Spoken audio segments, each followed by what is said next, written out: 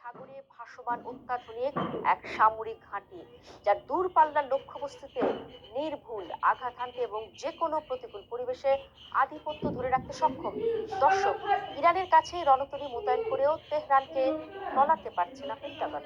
কেননা ইরানের হাতে এমন এক বিধ্বংসী অস্ত্র আছে, যা মার্কিন সামরিক শক্তি শ্রেষ্ঠত্বের এই প্রতীকে রীতিমতো নরক নামাতে পারে।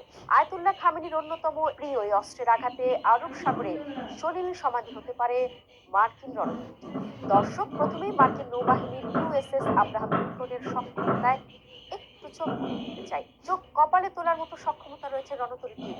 এটি একটি অত্যাধুনিক নিমিটস ক্লাস পারমাণবিক শক্তিচালিত সুপার ক্যারিয়ার। এটি একসাথে ৮০ থেকে ৯০টি যুদ্ধ বিমান বহন করতে পারে এবং প্রতিদিন গড়ে ১৫০টারও বেশি বিমান হামলা পরিচালনা করতে সক্ষম। এতে প্রায় ৫,০০০ থেকে ৬,০০০ নৌসেনা এবং ক্রু অবস্থান করতে পারে।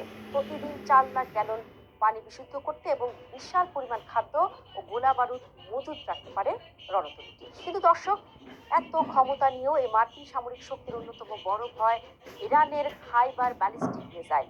তেহরান যদি একসঙ্গে ৫-৬টি Kheibar ballistic missile USS Abraham Lincoln carrier strike গ্রুপের দিকে নিক্ষেপ করে, তবে বিশ্বের সবচেয়ে উন্নত মার্কিন নৌবাহিনীর প্রতিরক্ষা ব্যবস্থাও পরাস্ত হয়ে পড়বে। এর ফলে বিমানবাহী রণতরীটি ভয়াবহ ক্ষয়ক্ষতির সম্মুখীন হবে